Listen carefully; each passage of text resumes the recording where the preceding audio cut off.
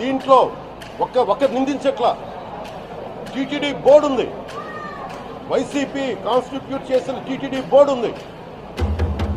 YV Subbareddy గారు ఉన్నారు TTD chairman గా, టీటీడీ ఈవోగా ధర్మారెడ్డి గారు ఉన్నారు.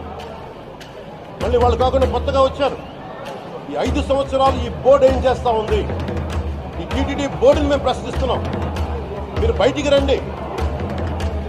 గత ముఖ్యమంత్రి ఏం చేస్తున్నారు వచ్చినప్పుడు?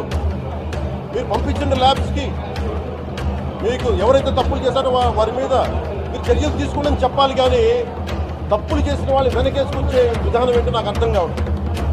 దాన్ని మార్చుకోవాలి. అంతేగాని చూస్తే మీరు అస్థిరత చేసే ఆలోచన కానే కాదు.